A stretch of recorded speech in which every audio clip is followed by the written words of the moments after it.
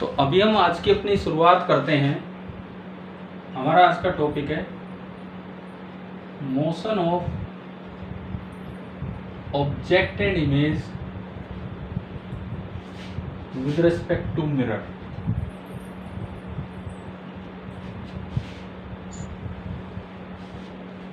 Motion of object and image with respect to mirror, कि अगर mirror rest पे हो तो ऑब्जेक्ट और इमेज का मोशन कैसा होगा, क्या उनकी स्पीड होगी, ये सब हम चेक कर रहे होंगे। अभी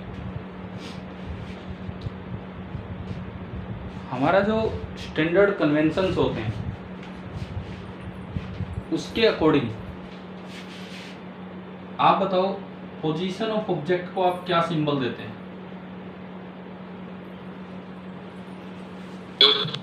यू। अब काइनेमेटिक्स में 9th में जब आप पोजीशन ऑफ ऑब्जेक्ट को एक्स सिंबल देते थे तो जो स्पीड या वेलोसिटी होती थी वो dx/dt हुआ करती थी, है ना। यानी कि जो वेलोसिटी ऑफ ऑब्जेक्ट है विद रिस्पेक्ट टू मिरर, मतलब मिरर अगर रेस्ट पे हो तो वेलोसिटी ऑफ ऑब्जेक्ट मैं इसको लिख सकता हूँ du/dt। वेलोसिटी ऑफ ऑब्जेक्ट को मैं लिख सकता हूँ du/dt। Similarly position of image, इसको हम क्या सिंबल देते हैं? v। इट मीन्स जो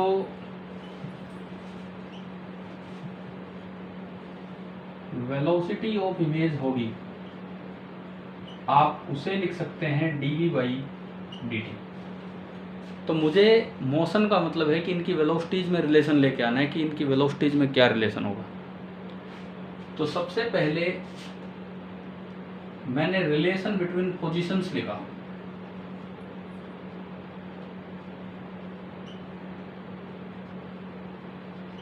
इनकी पोजीशंस में ये रिलेशन है जो जिसको आप मिरर फॉर्मूला बोलते हैं, 1/v + 1/u = 1/f। It means v⁻⁻1 + u⁻⁻1 = f⁻⁻1। ऐसा लिख सकते हैं हम, ठीक है। Differentiating both the sides with respect to time.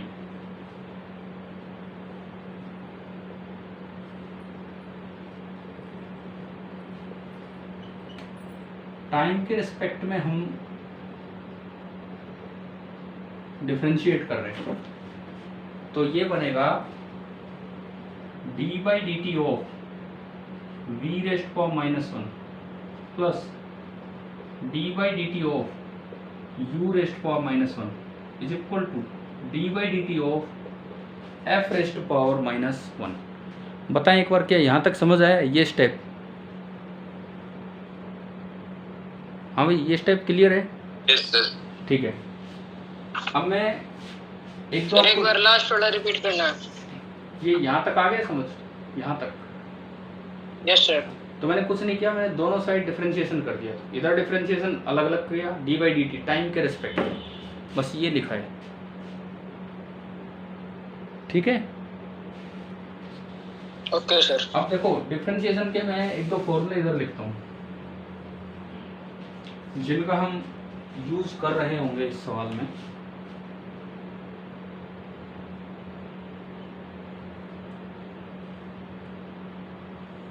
सबसे पहली बात, d/dx ऑफ x⁻n बताओ क्या होता है? बताओ अगर आपको याद है तो कैसे करते थे हम ये n ×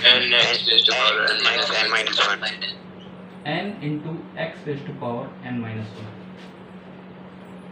दूसरी बात, लेकिन अगर यहाँ वेरिएबल अलग आ जाए और यहाँ x ही हो, अब कैसे होगा ये?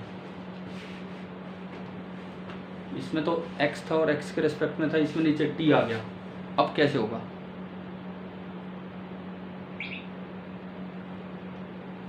बताओ अब इसका डिफरेंशिएशन का क्या फॉर्मूला बनेगा?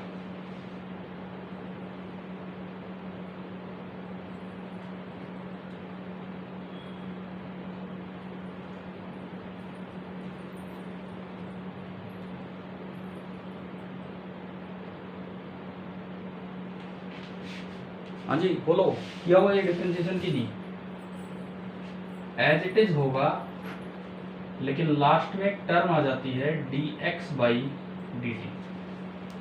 एज इट इज होगा लेकिन लास्ट में एक टर्म आ जाएगी dx बाई डी टी, बस ये फर्क है और कुछ नहीं। आगे समझ? तो ये करवाओ, ये सारे डिफरेंशिएशन करवाओ आप यहाँ। बोलो पहला डिफरेंशिएशन क्या बनेगा?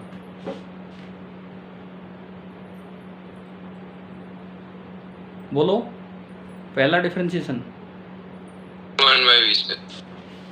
-1 आ गया आएगा v पावर -2 और into D we by D t. क्या फर्स्ट डिफरेंशिएशन समझ आ गया?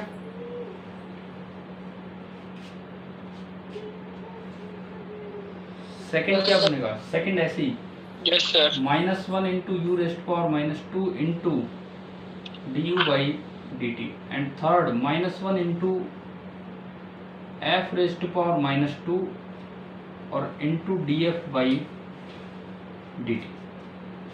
क्या यहाँ तक क्लियर है? ठीक है। अब देखो ये बना, इसको मैं v² नीचे बना सकता हूँ, तो -1/v² into D we by D T, -1/u² और into D you by D T, और -1/f² और into D F by D T. Differentiation में एक तीसरा फॉर्मूला है, डिफरेंशिएशन में एक तीसरा फॉर्मूला है कि डी बाई डी टी या डी एक्स जो भी हो, एक कांस्टेंट टर्म का डिफरेंशिएशन क्या होता है? जीरो। एक कांस्टेंट टर्म का जो डिफरेंशिएशन होता है दैट इज 0। क्लियर? ठीक है। क्या ऑब्जेक्ट और इमेज के चलने से मिरर का कर्वेचर चेंज होगा? नहीं होगा। कर्वेचर चेंज नहीं होगा तो जहां सेंटर था वहीं रहेगा। यानी कि ना तो आर चेंज होगा ना फोकल लेंथ चेंज होगी, क्योंकि फोकल लेंथ तो आर का आधा होती है। ठीक है। और फोकल लेंथ चेंज नहीं होगी, इस वजह से df by D T constant का डिफरेंशिएशन कितना हो गया? 0। समझ आ गया होगा ये?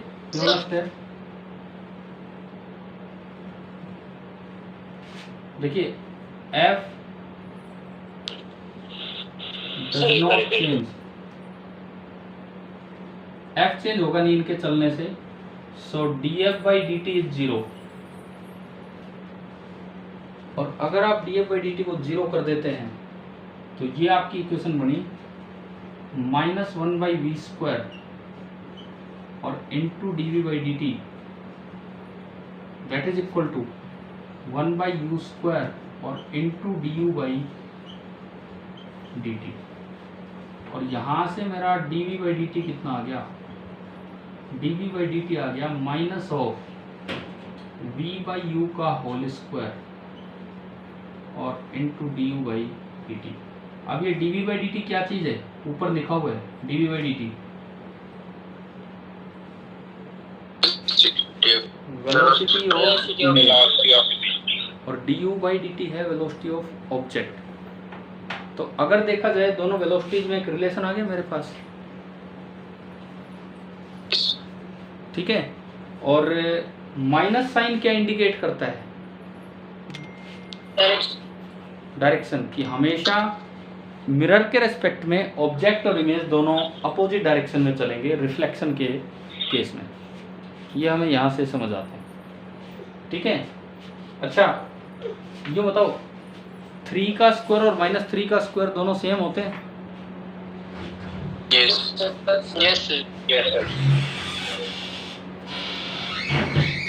तो इसका ये मतलब है कि मैं इस स्क्वायर के अंदर एक माइनस भी लगा सकता हूँ स्क्वायर के अंदर। तो मैं इसको ऐसे भी लिख सकता हूँ dv by D T, minus बाहर है वो पड़ा रहे, मैं अंदर वाले की बात कर रहा हूँ। क्या ये और ये सेम है कि नहीं?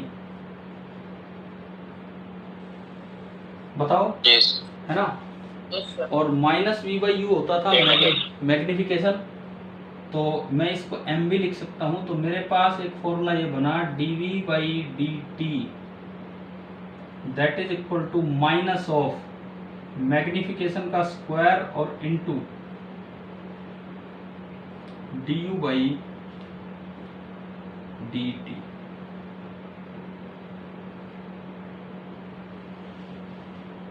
तो भाई बताओ, क्या ये रिलेशंस कुछ समझ आए कि ऑब्जेक्ट और इमेज की स्पीड में, वेलोसिटी में क्या कुछ रिलेशन होंगे? ठीक है, आप ये नोट कीजिए एक बार, फिर हम इससे आगे बढ़ेंगे।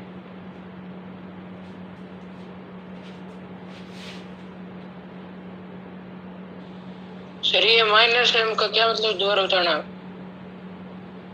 क्या कह रहे हो? एक सेकेंड, सर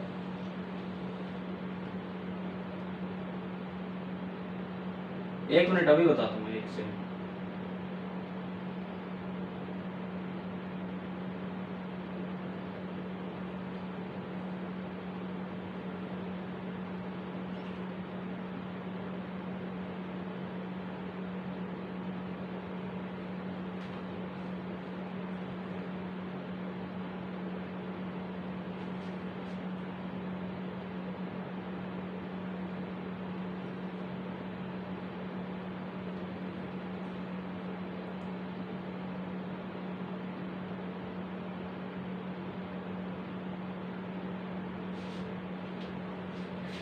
हाँ जी बोलो, क्या कह रहे हो?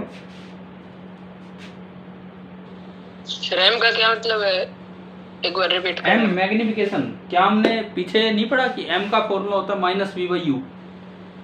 Yes sir. तो मैंने उस माइनस वी बाई यू की जगह एम रखा है। Okay sir. ठीक है, आप एक बार ये नोट कीजिए, फिर मैं आगे बढ़ूंगा। कर लिया, चलो। एक सेकंड, तो अभी चलते हैं।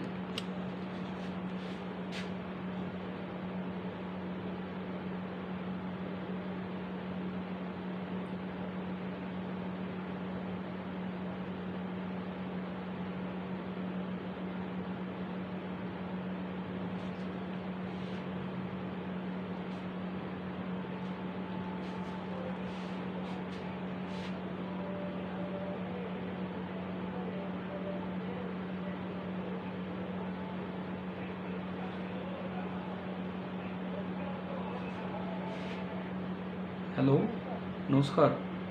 हाँ जी सर, ये 10th F1 आप संभाल रहे हो? एक बार मेरे को एंट्री देना सर, उसमें दूसरे उससे मैंने लिया, लैपटॉप से एंट्री करनी।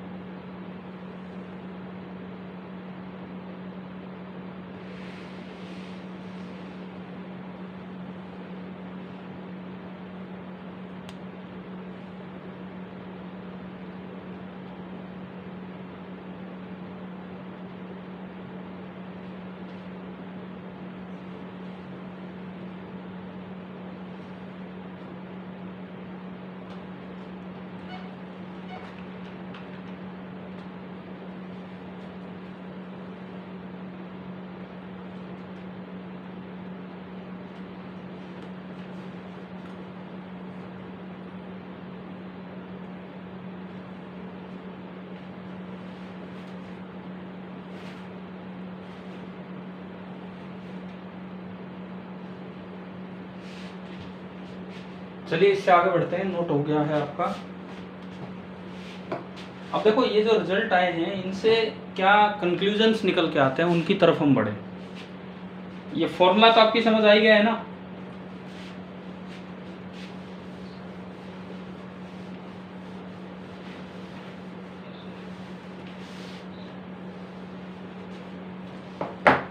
देखो, पहला रिजल्ट, पहला कंक्लूजन अगर मैं लिखूं कि कंक्लूजन्स क्या बन रहे हैं यहाँ से वो मैं देख रहा हूँ। मिटा दूं, ये हो चुका नीचे वाला सारा।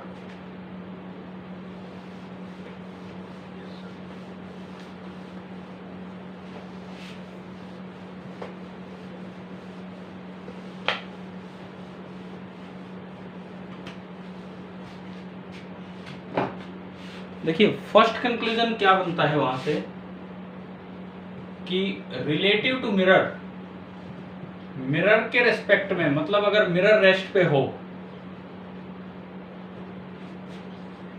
Object and image always move in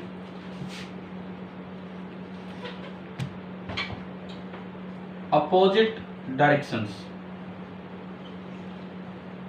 क्या उस माइनस साइन से ये बात हमें समझ आ गई है क्या? बताओ। ठीक है, उस माइनस साइन से ये चीज तो हमें क्लियर हो जानी चाहिए। ठीक है, दूसरा पॉइंट, सेकंड पॉइंट, अच्छा ये अपोजिट डायरेक्शन वाली बात क्या है? कोई सा भी मिरर हो, कोई सा भी मिरर हो, मान लो ऑब्जेक्ट यहां है और इमेज भी इधर है, रियल ही ऑब्जेक्ट है और रियल ही इमेज है, तो अगर ऑब्जेक्ट इधर जा रहा है तो इमेज किधर जाएगी? Away from the mirror. Object जा रहा है टुवर्ड्स द मिरर तो इमेज किधर जा रही है? Away from the mirror. लेकिन ऐसा नहीं है कि ऑब्जेक्ट टुवर्ड्स द मिरर जाए तो इमेज हमेशा अवे फ्रॉम द मिरर जाएगी। अगर मान लो किसी केस में वर्चुअल इमेज बने, रियल ऑब्जेक्ट और वर्चुअल इमेज बने, मैं तो इसी के एग्जांपल दे रहा हूं, पहले केस के ही एग्जांपल आपको दे रहा हूं। सपोज इसकी रियल इमेज बनी इधर, अगर ऑब्जेक्ट इधर चल रहा है तो दोनों को अपोजिट डायरेक्शन में चलना होगा, तो इमेज भी इधर आ रही है। अब देखो क्या दोनों टुवर्ड्स द मिरर आ रहे हैं कि नहीं? यस। तो अपोजिट डायरेक्शन का मतलब ये नहीं लेना है कि एक टुवर्ड्स द मिरर है तो एक अवे फ्रॉम द मिरर, ना, ये नहीं लेना है। दोनों टुवर्ड्स द मिरर भी हो सकते हैं, दोनों अपोजिट ऐसे भी दिख सकते हैं, एक अवे एक टुवर्ड्स, और ऐसा भी हो सकता है कि दोनों अवे फ्रॉम द मिरर। अगर ये इधर आता तो उसको उधर जाना पड़ता। तो आप ये बताओ, ये पहला पॉइंट क्लियर हो गया है, पहला कंक्लूजन? Yes sir. ठीक है, दूसरा, अगर मैं स्पीड की बात करूं, स्पीड ऑफ इमेज, तो माइनस साइन हट जाएगा, बिकॉज माइनस साइन केवल डायरेक्शन के लिए है, दैट इज मैग्निफिकेशन का square into speed of object. ये विद रेस्पेक्ट टू मिरर है, मिरर रेस्ट पे माना हुआ है हमने। अब देखो आप, मैग्निफिकेशन ग्रेटर देन 1 कब होगा? जब स्पीड ऑफ इमेज ज्यादा हो या स्पीड ऑफ ऑब्जेक्ट ज्यादा हो?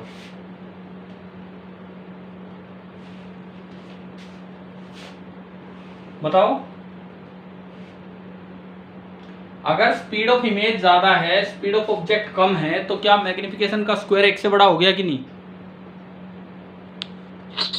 और अगर मैग्निफिकेशन का स्क्वायर 1 से बड़ा है तो मैग्निफिकेशन भी 1 से बड़ा होगा। यानी कि यहां से ये पता लगता है, कि image is enlarged if its speed is more than that of object। and दूसरी बात, इमेज इज डिमिनिश्ड, इमेज छोटी होगी,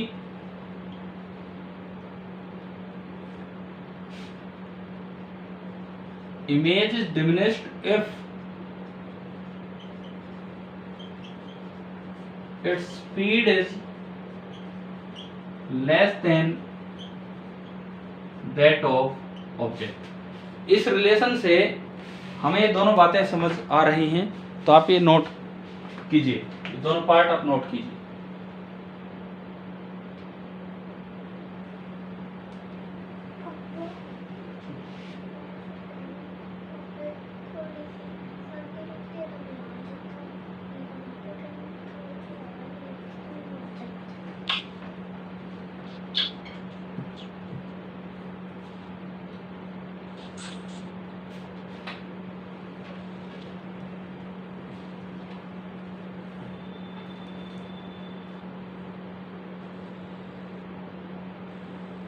सर अगर ऑब्जेक्ट और इमेज की स्पीड सेम होगी तो सेम साइज होगा।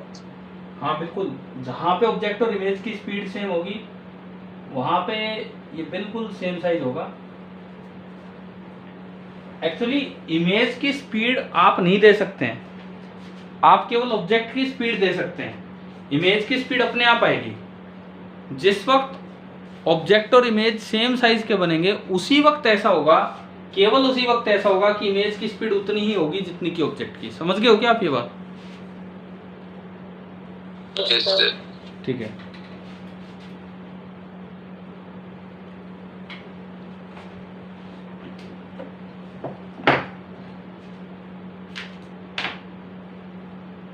चलिए नोट हो जाए तो बताना। हो गए सर। हो गया? No sir. ठीक है, कीजिए नोट। Yes sir.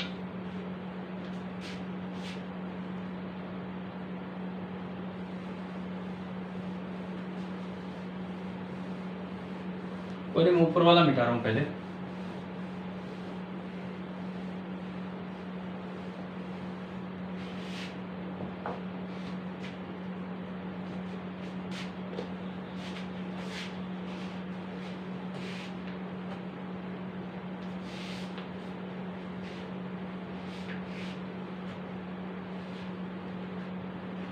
अब हम हो गया सर। ठीक है, हम एक क्वेश्चन लेते हैं इस पे। मान लीजिए एक कॉनकेव मिरर आपको दिया है जिसका रेडियस ऑफ कर्वेचर है 20 सेंटीमीटर।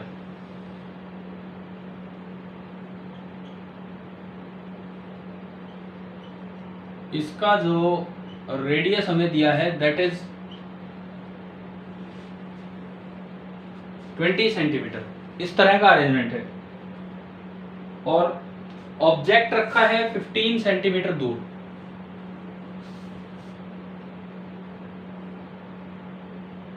और इसमें जो ऑब्जेक्ट है वो इधर की तरफ चलता हुआ बताया गया है, इधर की तरफ, with a speed of 5 centimetre पर सेकेंड। तो सवाल यही है कि फाइंड द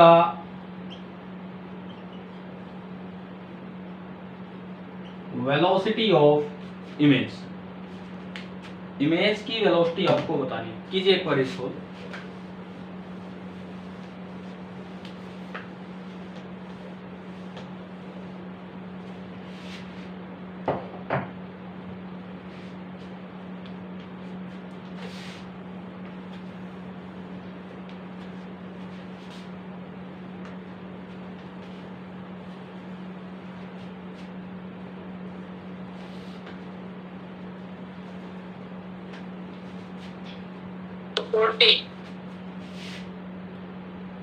फोर्टी 45 एक आंसर आ चुका है 40, एक 45। और कोई?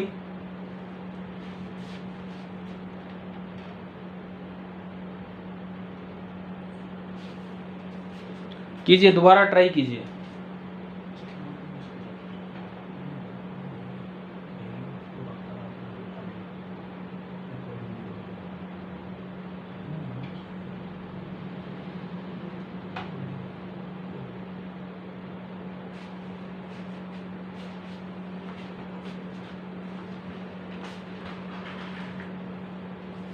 हाँ भाई, और कोई आंसर?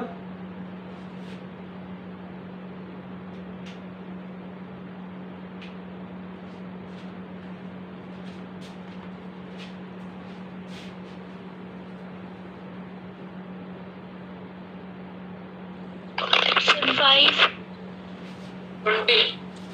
20 right answer. 20 किधर?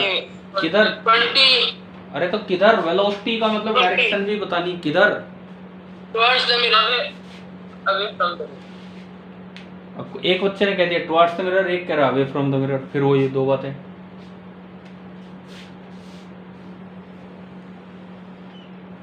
चलिए देखते हैं।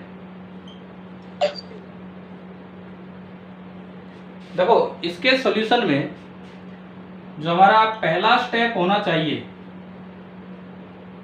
जो हमारा फर्स्ट स्टेप होना चाहिए कि find position of image v। सबसे पहले v निकालो। u कितना है? u according to the question u कितना है? -15 -15। f कितना है? -10 -10 सेंटीमीटर। ये f हो गया। मिरर इक्वेशन आपने लगाई 1/v plus 1/u is equal to 1/f। अगर मैं इसको आगे बढ़ाऊं तो 1/v इज इक्वल टू, ये उधर गया 1/15 माइनस 1/10, तो 1/v is equal to LCM 32 minus 3 minus 1/30, यानी कि आपने पोजीशन ऑफ इमेज निकाल दी कि वी आई -30 सेंटीमीटर। एक स्टेप हुआ कि आपने पोजीशन ऑफ वी निकाल दी कि भाई जो इमेज बनेगी वो -30 पे बनेगी, यानी कि इधर कहीं इमेज बनेगी यहां से 30 सेंटीमीटर। ये रियल इमेज है कि virtual? Real. This is the real image. अच्छा, अब मैं इसकी स्पीड की बात करूं तो उसके लिए मुझे स्टेप नंबर 2 पे जाना होगा। स्टेप नंबर 2 पे हम चलें। Find dv/dt। तो भाई उसके लिए मेरा फॉर्मूला है dv/dt that is equal to minus v/u का होल स्क्वायर, चाहे मैग्निफिकेशन का स्क्वायर करो चाहे ऐसे करो, इंटू du/dt। अब मैं सारी वैल्यूज पुट करूं, माइनस लगा रहने तो v कितना आया? -30 सेंटीमीटर। और u कितना है? -15 सेंटीमीटर, इसका स्क्वायर। और du/dt आपका है 5 सेंटीमीटर पर सेकेंड। तो यहां से dv/dt कितना आ गया? वेलोसिटी कितनी आ गई इमेज की? 2 का स्क्वायर 4 -20 सेंटीमीटर पर सेकेंड। एक बार बताओ, यहां तक समझ आया? अब देखो, 9th क्लास में तो आप dv/dt को एक्सेलरेशन बोलते थे, क्योंकि 9th क्लास में v वेलोसिटी होती थी काइनेमेटिक्स में। यहाँ पे ऑप्टिक्स में v जो है वो पोजीशन है, तो dv/dt आपकी स्पीड होगी। तो dv/dt आ गया -20 सेंटीमीटर पर सेकेंड। इसका मतलब अगर मैं आंसर बोलूं तो स्पीड ऑफ इमेज वो तो आ रही है 20 सेंटीमीटर पर सेकेंड, और डायरेक्शन अपोजिट होगी इससे। तो ये उधर जा रहा है ऑब्जेक्ट, तो इमेज इधर आएगी। इमेज इधर आएगी 20 सेंटीमीटर पर सेकेंड से। यानी कि अगर आपने डायरेक्शन की बात की, वेलोसिटी की डायरेक्शन की बात की, तो टुवर्ड्स द मिरर है कि अवे फ्रॉम द मिरर है? Away from mirror. शायद आपको यूज करना आ गया फॉर्मूला।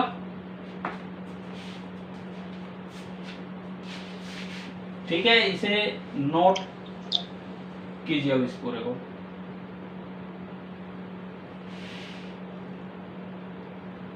कोई डाउट हो अगर किसी को तो आप इसमें पूछ लेना।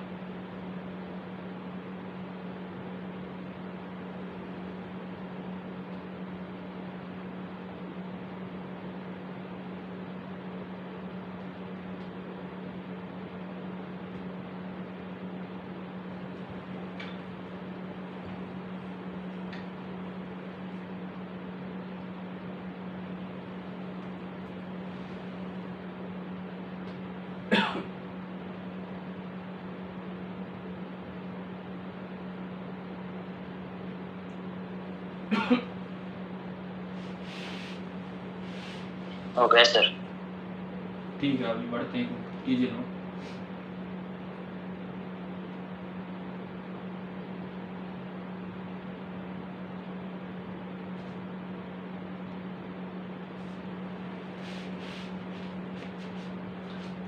हो गया सभी का नोट?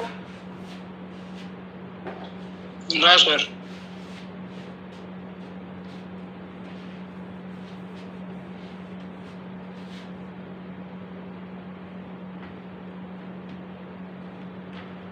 सर इसमें एफ की वैल्यू नेगेटिव कैसे आई? तो इन मिरर्स का एफ पॉजिटिव होता है कि नेगेटिव? इनका फोकस इधर ही तो होता है, इनका सेंटर भी इधर होता है, तो आर की वैल्यू भी नेगेटिव होती है, फोकस की वैल्यू भी नेगेटिव होती है, फोकल लेंथ की।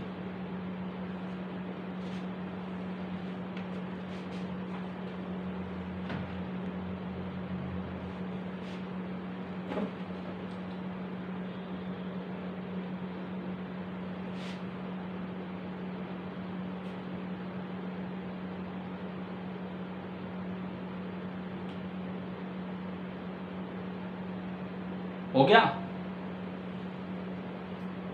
Yes sir. ठीक है। अब देखो ये जो फॉर्मूले हैं,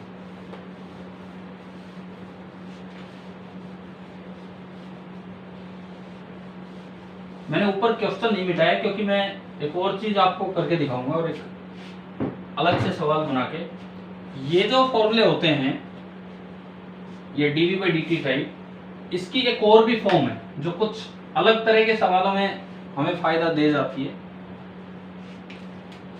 देखिए आपका रिलेशन आया dv/dt that is equal to minus of v/u का होल स्क्वायर और इनटू du/dt। अगर मैं dt से dt कैंसिल कर दूं तो dv माइनस ऑफ v/u का होल स्क्वायर और इनटू du। अब ये क्या चीज है, ये क्या फॉर्मूला बन गया? du का मतलब मैं पहले बताऊं, du का मतलब है, d मतलब बहुत थोड़ा, तो small shift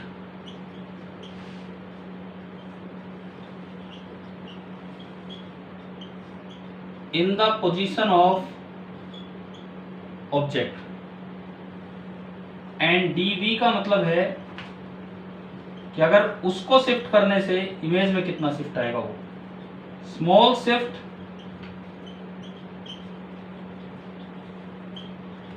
in the position of image.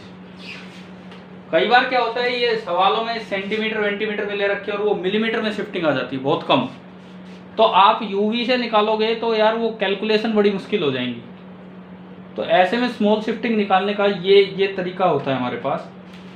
v और u है ओरिजिनल इनिशियल पोजीशन ऑफ, देखो यहाँ पे v क्या चीज है, v is the initial position of image shifting से पहले, एंड u क्या चीज है, u is the initial position of object. Suppose यही सवाल था, आपको इस तरह से ना देखे, ये सवाल यूं दिया जाता,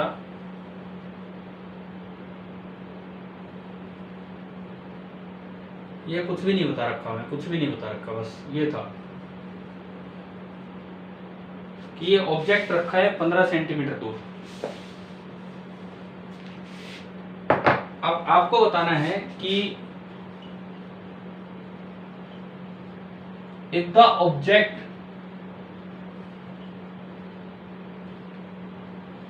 is shifted by 1 millimeter towards the mirror,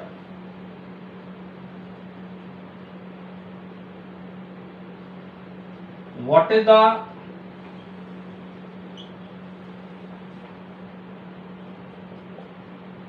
shift in the position of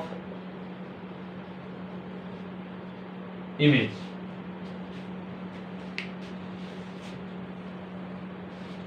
देखिए एक बार क्या होना चाहिए, उसके बाद आप नोट कर लें, एक बार ट्राई करके मुझे आंसर बताइए।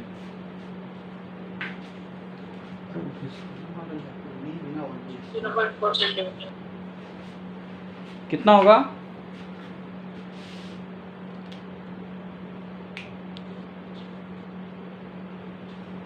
4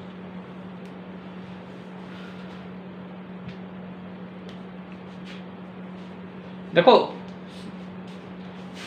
हो सकता है सही बता रहे हो, अब सुनो इधर सुनो कैसे क्या है। अगर आप वैसे ही सोल्व करते हैं कोई इस तरह का फॉर्मूला लगाए बिना, तो आप क्या करेंगे, एक बार ऑब्जेक्ट जहां दे रखा उसके अकॉर्डिंग आप v निकालेंगे, फिर उसको शिफ्ट करके ऑब्जेक्ट को नई पोजीशन पे ले जाएंगे, नया u लिखेंगे, फिर मिरर फॉर्मूला लगाएंगे, नई v निकालेंगे और फिर v में चेंज देखेंगे। वो नया u लिखना मुश्किल हो जाता है। अभी 15 सेंटीमीटर है, 1 मिलीमीटर मतलब 0.1 सेंटीमीटर, तो टुवार्ड्स द मिरर लेंगे तो फिर वो 14.9 आ जाएगा। वहाँ कैलकुलेशन में बड़ी दिक्कत हो जाती है। तो ऐसे में क्या किया जाता है कि आप इस तरीके से जाओ, ये जो मेथड दिखाया गया है इस तरीके से आप जाइए।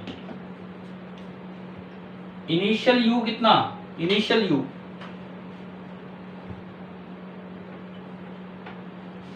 भाई इनिशियल u कितना है शिफ्टिंग से पहले, -15। आपने निकाल रखा था, इससे v निकाला हुआ है, बताओ इससे v कितना आया था, -30। आपने v निकाला था और वो आया था -30। ठीक है, du आपको दे रखा है, कितना शिफ्ट है u में थोड़ा सा, अगर सेंटीमीटर में शिफ्ट होता तो ये फॉर्मूला नहीं लगता, ये बहुत स्मॉल शिफ्ट के लिए लगेगा, लेकिन सेंटीमीटर के मुकाबले मिलीमीटर छोटा है तो du है 1 मिलीमीटर, और कहीं नहीं लगाना है ये इस तरह से। अब आप यहां से dv निकाल लो, dv is equal to minus v by u का होल स्क्वायर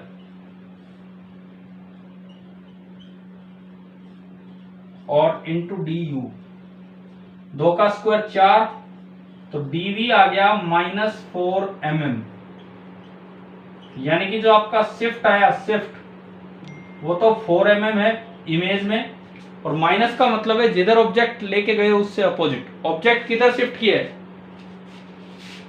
इस डायरेक्शन में, इस डायरेक्शन में ऑब्जेक्ट को 1 mm किया है। इट मींस जो आपकी इमेज है, जो इमेज जो कि 30 पे बननी थी, वो इमेज जो कि 30 सेंटीमीटर पे बननी थी, अब वो कितना उधर चली जाएगी,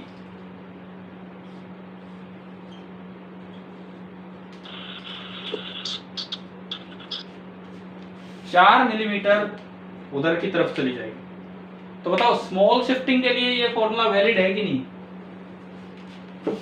समझ आ गया? ठीक है, बहुत ज्यादा शिफ्टिंग के लिए नहीं। ऐसा ना हो कि सवाल आ जाए object is shifted by 5 centimetre, बताओ इमेज में कितना शिफ्ट हुआ, तो ये नहीं लगाना है। अगर ये हो कि object is shifted by 5 centimetre, तो इनिशियल पोजीशन निकालो इमेज की, 5 शिफ्ट करने के बाद वो 15 से 10 पे आया, फाइनल पोजीशन निकालो, मतलब कर दोगे ना इस तरह से, किस तरह से होना है। Yes sir. चलो पहले आप एक बार ये नोट कीजिए, फिर मैं एक और सवाल इसी पे करवाता हूं, ताकि ये दिमाग में रहे कि this is valid only for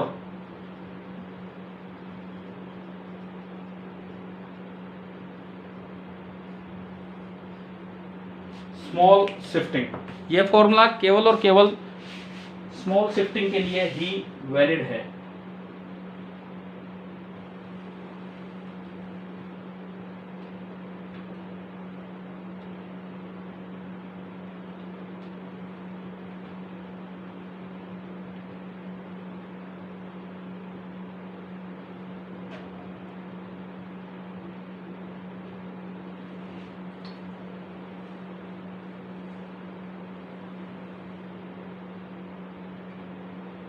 इसको here.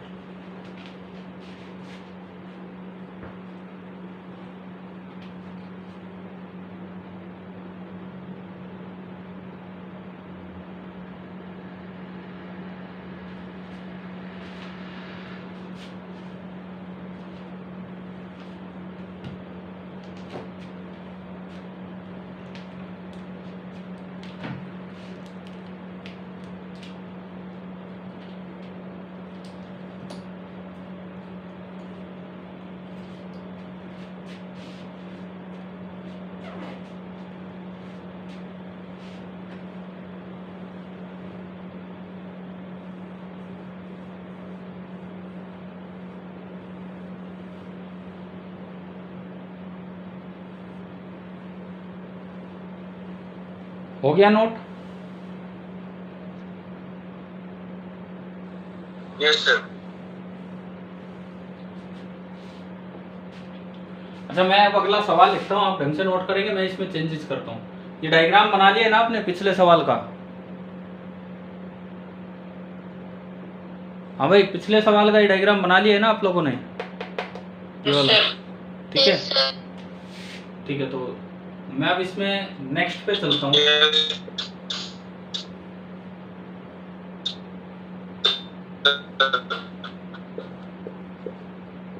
अगेन यही सवाल है, यही arrangement. If the object is shifted by 5 centimetre away from the mirror, what is the shift in the position of image? ये वाला कीजिए अब।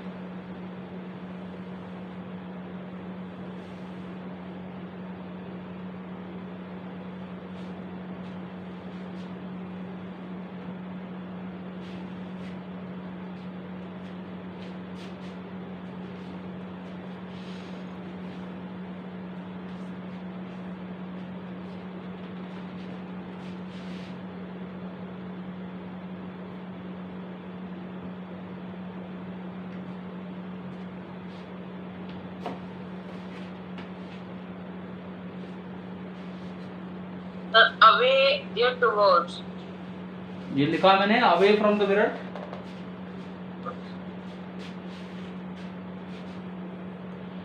पहली बात क्या, ये फॉर्मूला वैलिड है क्या? अब ये तो आप लगा ही नहीं सकते, क्योंकि सेंटीमीटर में ही वी और यू होगा और सेंटीमीटर में ही डी यू हो गया, तो डी यू नहीं, वो तो बड़ा चेंज है, तो ये तो लगाना ही नहीं तो गलत आंसर आएगा।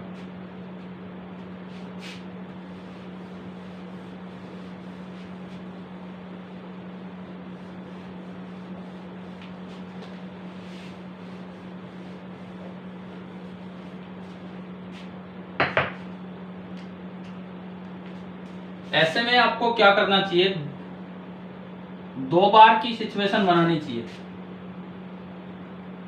सबसे पहले इनिशियल, तो हम जानते हैं इनिशियल वाला तो हमने पिछली काफी देर से सोल्व कर रखा है। इस मिरर में जिसकी की फोकल लेंथ है -10 सेंटीमीटर, जब ऑब्जेक्ट 15 सेंटीमीटर पे है तो इमेज कहाँ बन रही है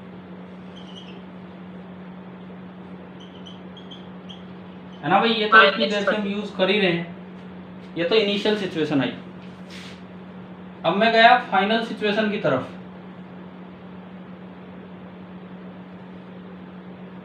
ऑब्जेक्ट कितने पे गई, कहां पे गया ऑब्जेक्ट? 20 और इसका रेडियस भी वही है, यानी कि जो ऑब्जेक्ट है वो कहां बैठ गया जाके?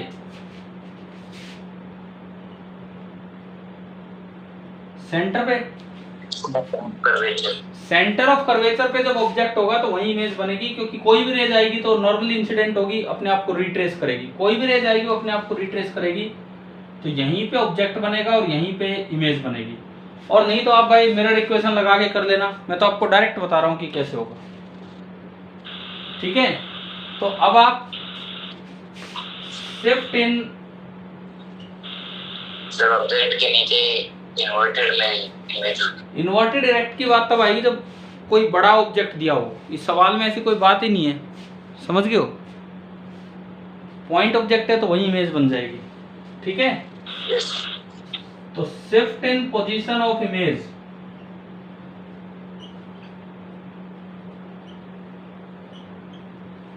कितना आया? इमेज पहले 30 पे थी और अब 20 पे आ गई, कितना चली इमेज? 10 सेंटीमीटर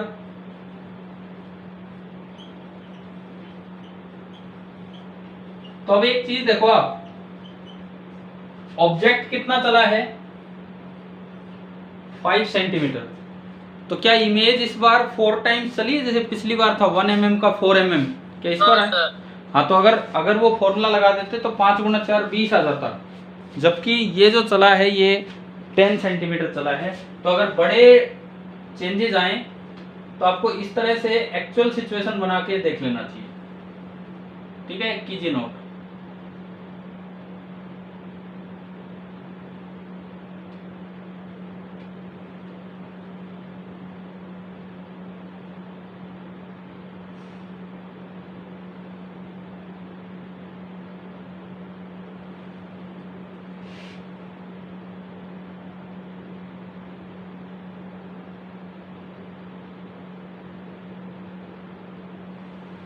सर हाँ जी,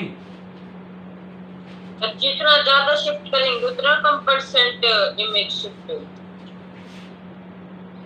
ना ना, ये तो कोई बात ही नहीं है। अगर मैं इसको 5 सेंटीमीटर उधर कर देता, सपोज अगर मैं इसको 5 सेंटीमीटर उधर कर देता तो ये 15 से कहाँ पहुंच जाता? 10 पे जो फोकस है ना, तो इमेज तो बहुत दूर भाग जाती, तो ये तो मतलब ही नहीं है।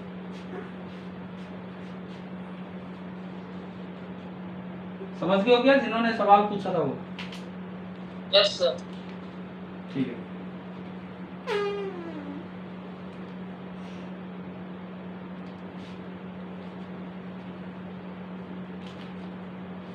हाँ भाई, हो गया नोट? Yes sir. सर एक बार मिरर फॉर्मूला से बता दो। ये फाइनल वाला यस सर। ये आप खुद करो ना, मैं वैसे बता देता हूँ। F कितना है? -10। U कितना है? -20। मिरर फॉर्मूला लगाओ और उससे V भी -20 आ जाएगा। कर लो, अभी करके देख लो। जैसे इधर वाला कर रखा है। आया क्या? किसी ने सोल्व किया हो तो? Yes sir. ठीक है। तो पहले तो ये बताओ, ये motion of object and image वाला टॉपिक क्लियर हुआ? Yes sir. Yes sir. अब मैं एक फ्लोटेशन के डाउट पे आता हूँ। हाँ जी जिया। Yes sir. अब थोड़ी देर के लिए आप रिस्पॉन्ड करना।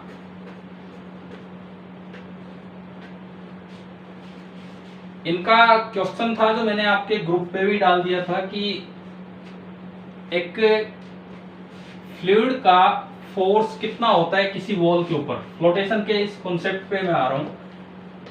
Force exerted by A fluid on the wall of the container, जिसमें वो फ्लूइड को रखा गया है, उसकी दीवार पे कितना क्या फोर्स लगाएगा, ये हम देख रहे हैं।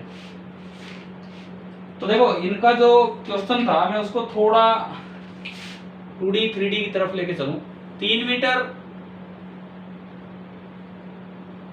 विड्थ का, पहले तो एक वॉल सी बनाई हुई थी जिसकी डेप्थ थी 2 मीटर, ये तो, और यहां से कोई गेट स्टार्ट होता है, ये तो 2 मीटर ही था।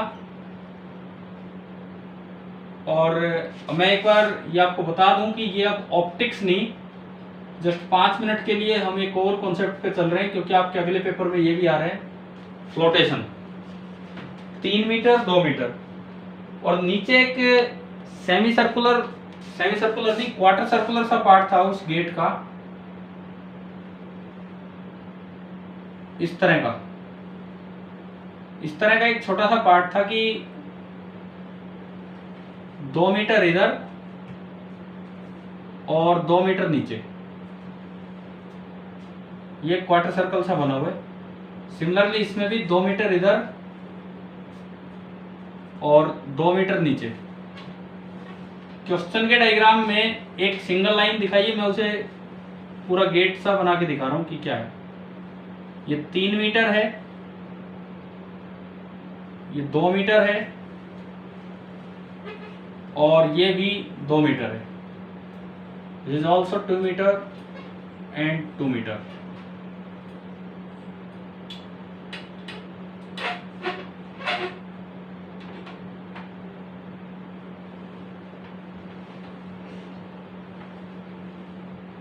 ये पानी भरा हुआ है, जो ये पीछे दीवार है और नीचे इसको गेट बोला हुआ उन्होंने।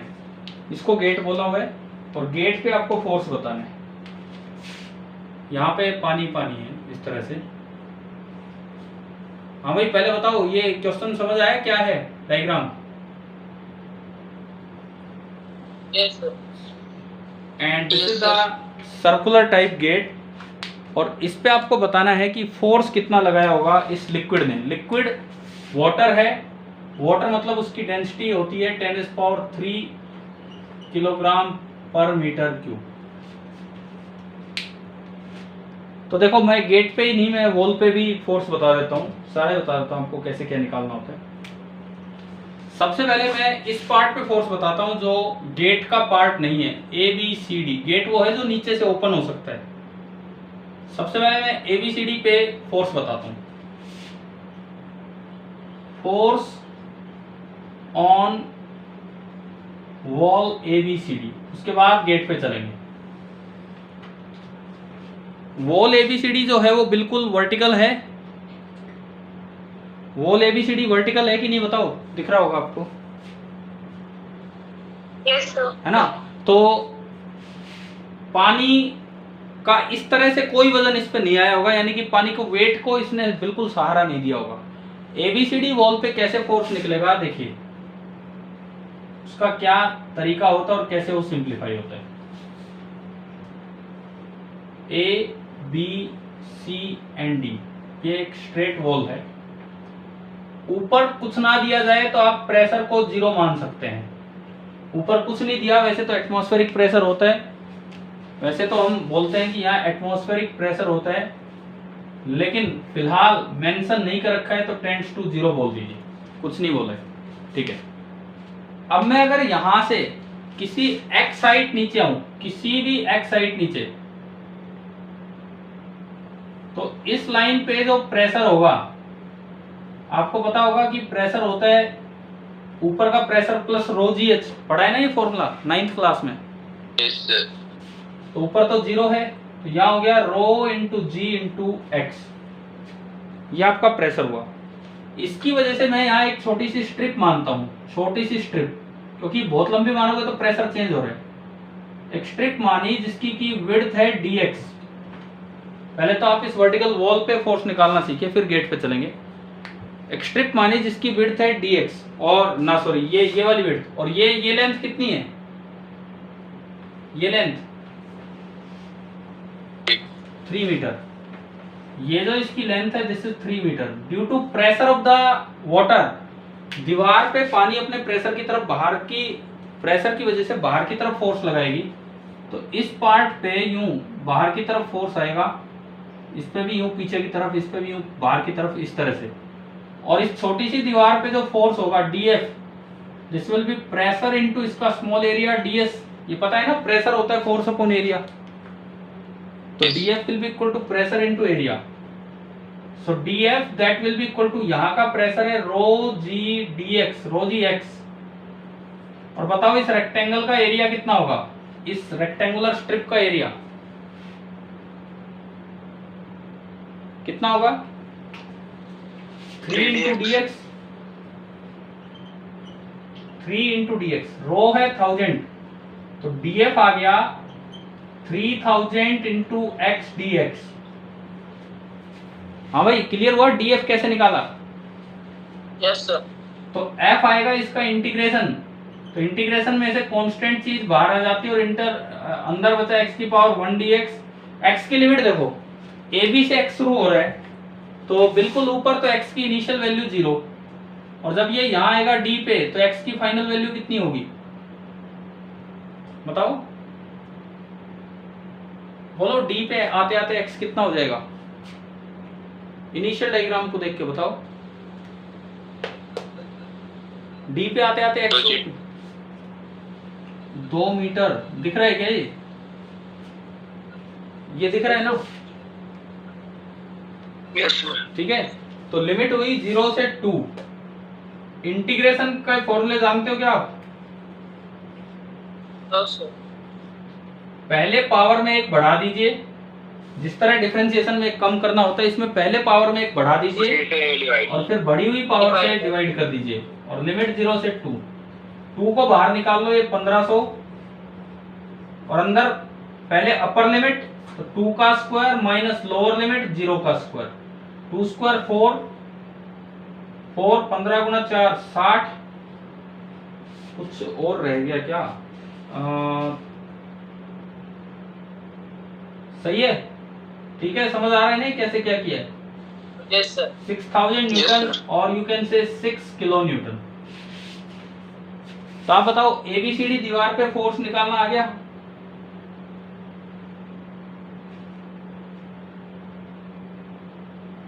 हाँ भाई, Yes, sir. एबीसीडी दीवार में कोई डाउट हो किस तरह से हमने फोर्स निकाला है? अच्छा, इसका एबीसीडी वॉल का अल्टरनेटिव वे,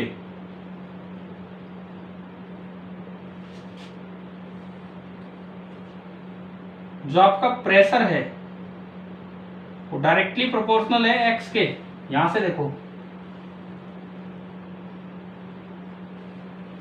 प्रेशर को आप डायरेक्टली प्रोपोर्शनल टू एक्स बोल सकते हो। अगर ऐसा होता है तो एवरेज प्रेशर को आप बोल सकते हैं P initial plus P final upon 2। जब भी कभी लीनियर रिलेशन हो तो ऐसे लगा दें, P इनिशियल ऊपर 0, P फाइनल, ऐसा इसलिए है क्योंकि आप ये लिख पा रहे हो P फाइनल यहाँ 2 हाइट नीचे आने पे रो जी एच 2 डिवाइडेड बाई 2, रो हो गया 1000 इंटू जी 10 और इंटू 2 बाई 2 से 2 कैंसिल, यानी कि ये आया 10,000। क्या यहां तक समझ आ रहा है? ठीक है, pressure P initial plus P final upon 2, तो ये आपका आया 10,000। अच्छा, उसके बाद देखो, अगर प्रेशर एवरेज आ गया तो मतलब वो एक कांस्टेंट सी वैल्यू है, तो जो फोर्स लगेगा on ABCD that will be equal to average pressure into area. Average pressure आ गया 10,000 और एरिया, इस एबीसीडी का एरिया कितना है? 3 गुणा 2 6 है, यानी कि 60,000 न्यूटन, यानी कि 60 किलो न्यूटन। अब उसमें चेक करो एक ये 10 की वैल्यू कहाँ गई, वो 6 कैसे आ रहे हैं? उसमें आप कहाँ क्या लिखना भूल गए? जी भूल गए उसमें, जी प्रेशर क्या होता है? जी रह गए। जी रह गए ना यहाँ पे। देखो आपने यहाँ प्रेशर लिखा रो जी इंटू एक्स, तो डीएफ होगा प्रेशर इंटू जी, ये है रो इंटू जी इंटू एक्स। ठीक है, रो है 1000, ये 3000 इंटू जी का 10, तो ये कितना होना है?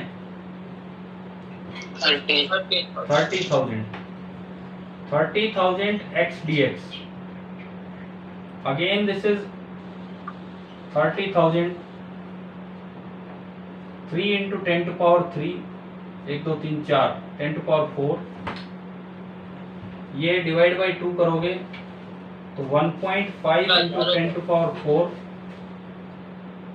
और ये आपका आना है 6 into 10 to power 4, और जो आपका हो जाएगा 60 किलो न्यूटन। तो पहले तो आप ये बताओ कि आपको दीवार पे फोर्स निकालना आ गया कि नहीं, एबीसीडी वॉल पे? ठीक है, यस सर। एक बार ये नोट भी कर लो, एक अच्छा सा कॉन्सेप्ट है फ्लोटेशन के लिए। फिर मैं इसके जो गेट है, इसके बाद मैं गेट पे निकालना सिखाता हूँ कि कैसे निकालना होगा।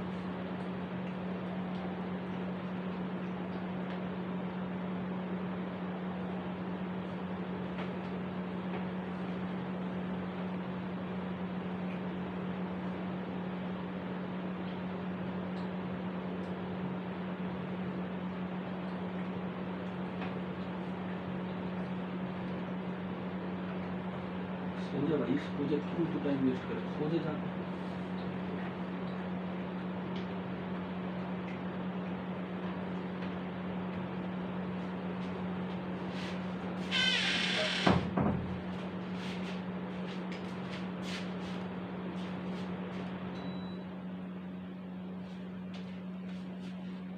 सर, हाँ जी बोलो। सर इस फर्स्ट मेथड में हमने स्ट्रिप का एरिया निकाला और स्ट्रिप पे प्रेशर निकाला, तो ये फोर्स पूरी वॉल का कैसे आएगा? ना ये स्ट्रिप पे फोर्स है डीएफ तो फोर्स है ऑन द स्ट्रिप, लेकिन जब इंटीग्रेशन करते हैं तो इंटीग्रेशन का मतलब इन सभी स्ट्रिप्स पे लगने वाले फोर्स का सम, तो वो एफ है। ये तो है फोर्स ऑन स्ट्रिप, लेकिन ये है फोर्स ऑन द वॉल। समझ आया? यस। ठीक है। आप थ्रस्ट एंड प्रेशर पे भी एक क्लास लोगे? क्या क्या कह रहे हो? आप थ्रस्ट एंड प्रेशर पे भी क्लास? हाँ हाँ बिल्कुल, लेकिन वो लास्ट वीक में लेंगे। पहले हम ये ऑप्टिक्स वाला काम करते हैं, उसके बाद लास्ट के 2-3 दिन।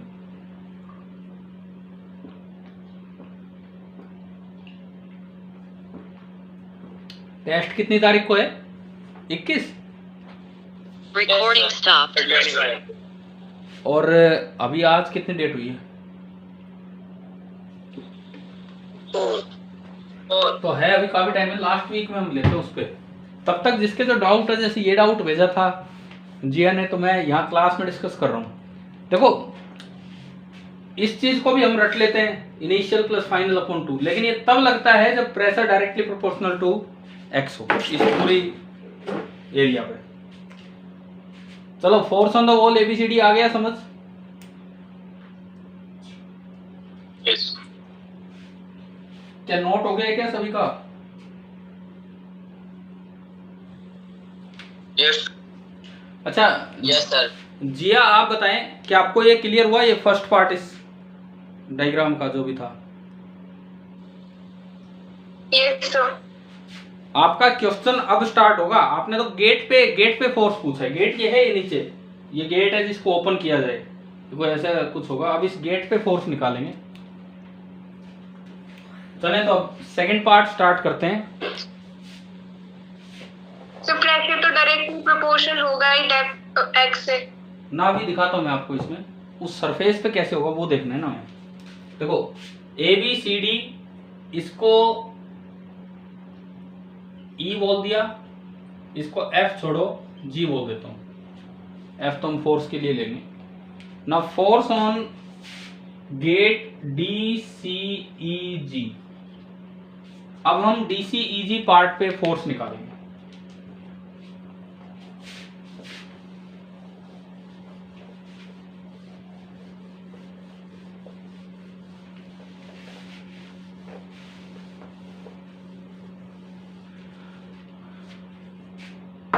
देखिए ये जो डीसीईजी पार्ट है ये कुछ इस तरह से बन रहा है।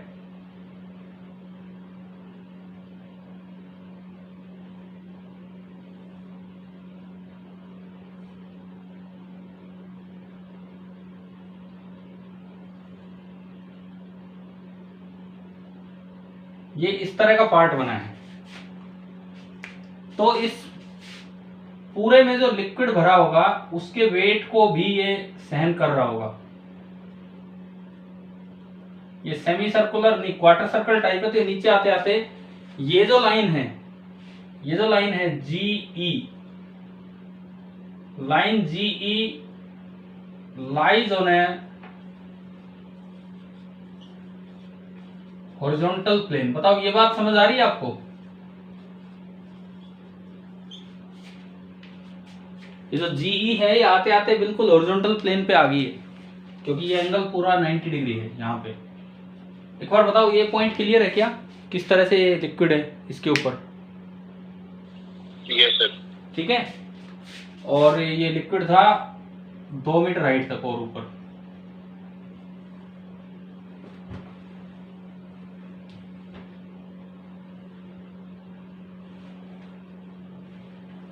यहां तक का ये पूरा लिक्विड दिया है इस तरह का।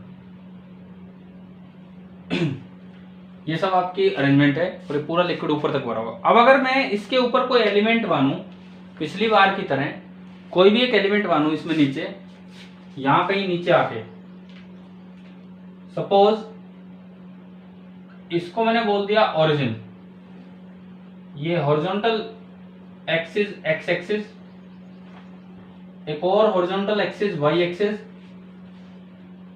And vertically downward axis z axis, उसके टेंजेंट निकलते हुए। बताओ ये एक्स वाई जेड समझ आ गए कैसे बनाए? हाँ भाई, x y z axis clear हो रहा है क्या, किस तरह से बनाए हैं हमने? Yes, sir. ठीक है। Yes sir. अब अगर आप इसके ऊपर कोई भी एक छोटा सा एरिया मानते हैं, कहीं भी बीच में आप एक छोटा सा एलिमेंट इस पे मानते हैं, ये जिसका एरिया मैं कहूं ds, तो लिक्विड प्रेशर जो फोर्स लगाता है वो हमेशा परपेंडिकुलर लगाता है। तो इस पे जो फोर्स लगेगा वो नीचे की तरफ लगेगा, नीचे की तरफ मतलब अंदर की तरफ। आप चाहे यहां कहीं बना सकते हैं, यूं अंदर की तरफ लगेगा। एंड वो जो फोर्स लगेगा इस ds एरिया पे वो होगा यहाँ का प्रेशर इनटू ds, इस स्ट्रिप, इस छोटे से पार्ट का एरिया। मैंने इस छोटे से पार्ट का एरिया बोल दिया है ds, और इस जगह प्रेशर मान लिया है P, इस जगह प्रेशर मान लिया है P। और ये पार्ट मैंने कहा कि ओरिजिन से z डेप्थ नीचे है, ये पार्ट ओरिजिन से z डेप्थ नीचे है। x और y में से कितना ही हो, z एक्सिस डेप्थ वाला जो एक्सिस है वो आपका z एक्सिस है। तो इस पार्ट पे जो फोर्स लगेगा, फोर्स ऑन द एलिमेंट, उस एलिमेंट पे जो फोर्स लगेगा df मैं उसे कहूं, तो df होगा प्रेशर इनटू उसका छोटा सा area p into ds। Clear? अब वहां p कितना होगा, ऊपर 0, p एटमॉस्फेयर 0 है, प्लस रो इंटू जी इंटू वहां टॉप से लेके c पॉइंट जिसको कि आपने ओरिजिन बना दिया है, ये o आपका c ही है। टॉप से यहां तक की डेप्थ कितनी है, 2, और आप उससे भी नीचे गए, उससे कितनी नीचे डेप्थ पे आप गए, z, यानी कि जो आपकी डेप्थ होगी that will be 2 plus z, rho into g into 2 plus z। आप एक बार बताओ कि आपको प्रेशर लिखना आ गया वहां पे, उस स्ट्रिप, उस एलिमेंट पे, छोटे से एलिमेंट पे?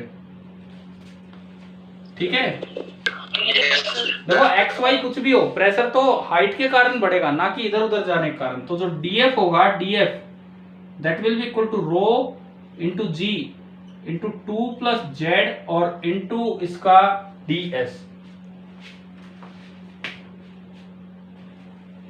रो into g into 2 plus z into ds, ये होगा। अब बात यह आती है कि नेट फोर्स कैसे निकालें। इस बार इंटीग्रेशन सीधा नहीं हो सकता है, कारण ये है इस हिस्से पे जो फोर्स निकालोगे वो पीछे लगेगा, और इस हिस्से पे जो फोर्स निकालोगे वो नीचे लगेगा, और बीच वाले हिस्से पे कोई फोर्स बीच में टेढ़ा लग रहा होगा। क्या ये बात समझ आ रही है? ये इस तरह का एलिमेंट है, इस तरह का, बिल्कुल यहां फोर्स उधर लगेगा और बिल्कुल यहां फोर्स नीचे लगेगा, और बीच में देखोगे तो फोर्स किसी एंगल पे लगेगा। क्या ये बात क्लियर हो रही है? यस। और इंटीग्रेशन तो सीधा सम करता है, वेक्टर सम नहीं करता है। इंटीग्रेशन तो सीधा सम करता है, वेक्टर सम नहीं करता है। वो तो सारे मैग्नीट्यूड को उठा के जोड़ देता है, जबकि हर एलिमेंट पे लगने वाले फोर्स का मैग्नीट्यूड सेम ना, डायरेक्शन सेम नहीं है। तो फोर्स जो है F that will not be equal to integral df, F will not be equal to integral df। क्यों नहीं है? इसका कारण क्यों ऐसा नहीं है, क्यों नहीं लिख पा रहे हम ऐसा? Because all the df vectors are not along same direction. आप एक बार ये बताओ, क्या ये रिजल्ट समझ आ गया यहाँ तक?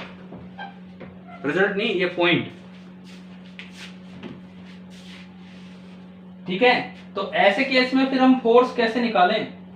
अगर इस तरह की दिक्कत आती है तो फिर हम फोर्स कैसे निकालें? अब वो तरीका सुनिए आप। पहले तो ये बताओ, यहां तक क्लियर हुआ कि नहीं? Yes, sir. ठीक है। अब ऐसे में आप क्या किया कीजिए, सबसे पहले मैं निकालता हूं हॉरिजॉन्टल फोर्स। सबसे पहले मैं निकालता हूं हॉरिजॉन्टल फोर्स। इंटीग्रेशन से भी आप जा सकते हैं, अगर आपको इंटीग्रेशन पर अभी आपको इतना आता नहीं है। सुनिए किस तरह से ये कोई फोर्स लग रहा है, अंदर की तरफ लग रहा है df। उस df के आप दो टुकड़े कर दो। कैसे कर दो? देखिए,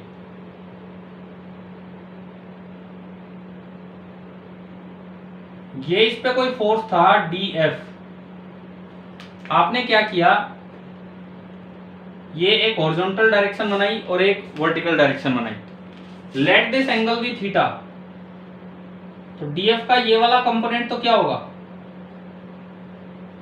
डीएफ कोस थीटा, और ये वाला कंपोनेंट क्या होगा, डीएफ साइन थीटा। एक बार बताओ ये कंपोनेंट ब्रेक करने आ रहे हैं, समझ आ रहा है ये? yes. मैंने बीच का कोई भी एक एलिमेंट माना, उस पे फोर्स यूं टेढ़ा लगेगा अंदर की तरफ, उस पे नॉर्मल, उस डीएफ के दो कंपोनेंट की, एक हॉरिजॉन्टल और एक वर्टिकल।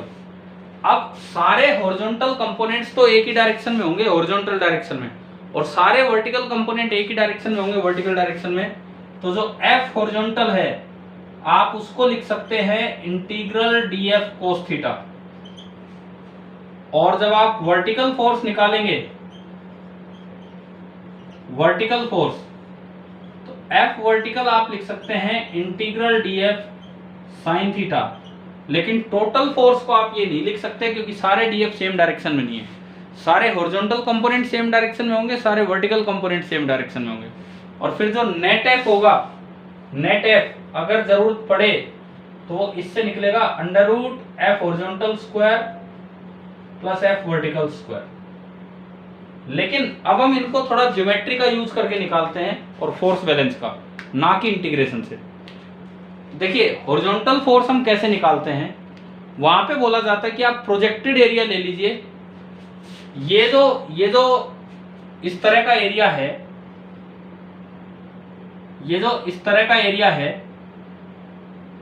आप इसका सामने वाली दीवार पे प्रोजेक्टेड एरिया कितना बनेगा वो बना दीजिए। प्रोजेक्टेड एरिया मतलब इसकी छाया कितनी बनेगी सामने, समझ आ रहा है कि ये मैंने क्या बनाया, ये पीछे वाला। हाँ भाई, प्रोजेक्टेड एरिया दिख रहा है क्या इसका, गेट का?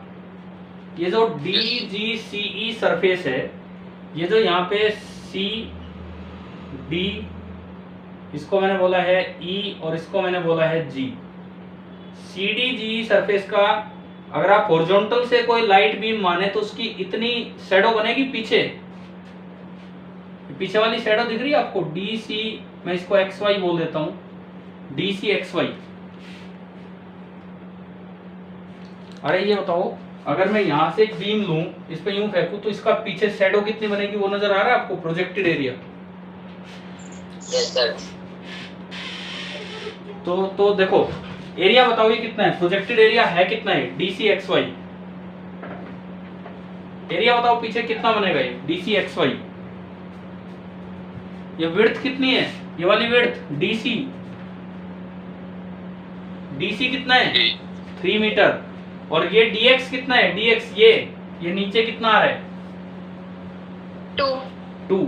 तो ये प्रोजेक्टेड एरिया कितना है DCXY का, 3/2, 6 मीटर स्क्वायर, 6 मीटर स्क्वायर। तो दिस फोर्स विदाउट इंटीग्रेशन जैसे कैलकुलेट करते हैं, that is equal to average pressure, इस यहां से लेके यहां तक एवरेज प्रेशर, इनटू एरिया, कौन सा area, DCYX, projected area. Average pressure बता दो यहां से यहां तक, DC पे प्रेशर कितना है, DC पे प्रेशर ρGH, DC पे प्रेशर कितना है यहां, रो इंटू जी इंटू हाइट कितनी है, 2। और इस जगह प्रेशर कितना है, 1 मीटर और नीचे ना, 2 मीटर और नीचे आ गए, यहां प्रेशर कितना है, रो इंटू जी इंटू 4। समझ गए हो, मैंने इसको 1 बोला, इसको 2 बोला, तो इन दोनों का एवरेज कितना आएगा, रो जी कॉमन, 4 + 2/2 कितना आ गया बताओ, इन दोनों का एवरेज, इन दोनों का एवरेज प्रेशर, रो जी कॉमन और 2 + 4/2 3 हो गया।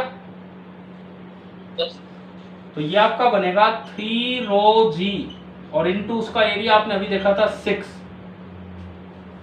है ना भाई, 6 × 3 18 इंटू जी 10 180 और रो 1000 है। तो क्या ये 180 किलो न्यूटन आ गया कि नहीं फोर्स? Yes.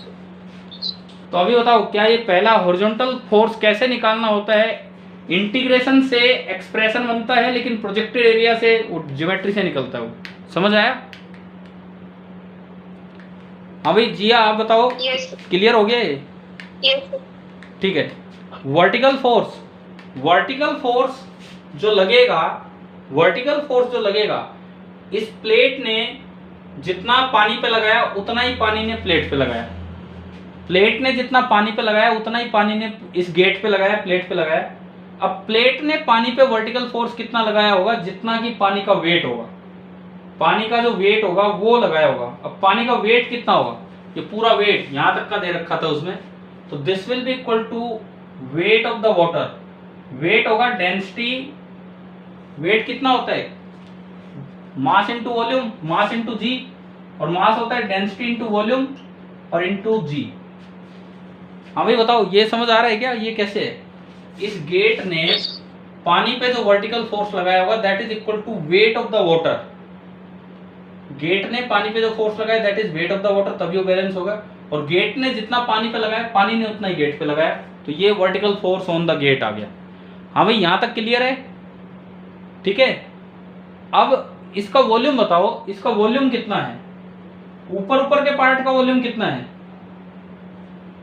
ऊपर ऊपर के पार्ट का वॉल्यूम कितना है? 12. Length into breadth into height, 3/2/2, 3/2/2 कितना हो गया? 12 मीटर क्यूब। वी डाउन कितना है? वी डाउन ये 1/4 पार्ट है। आप देखो ये 1/4 पार्ट है।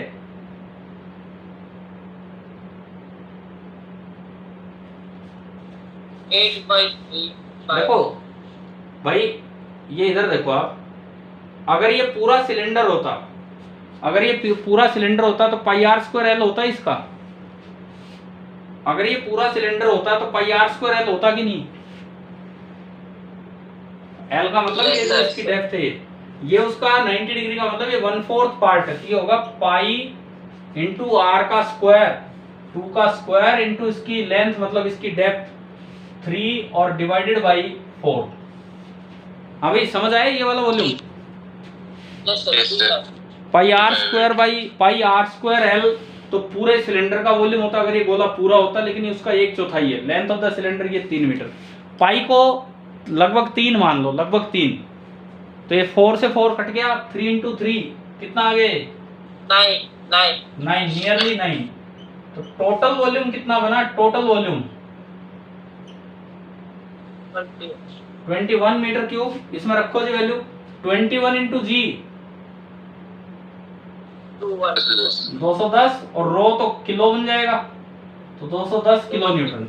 अभी बताओ क्या दोनों फोर्सेस निकालने आ गए हैं, हॉरिजॉन्टल और वर्टिकल? Yes, sir. Yes. और नेट फोर्स अगर चाहिए on the gate, net force on the gate चाहिए तो वो ऐसे निकलेगा, और दीवार का हमने थोड़ी देर पहले निकाल ही लिया था इसमें। तो चलिए भाई ये भी समझ आ गया होगा जी। आप बताओ क्लियर हुआ कि नहीं ये सवाल? Yes, sir. ठीक है, तो नोट कीजिए, इसे नोट कर लीजिए भाई ये पूरा पार्ट।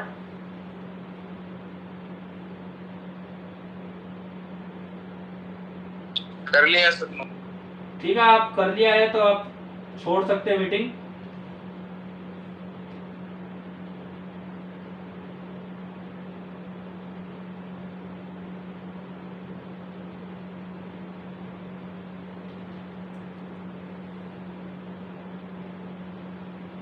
हो गया सर।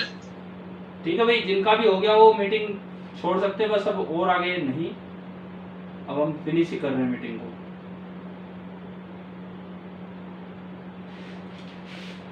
ठीक है, आगे कल देखते हैं हम।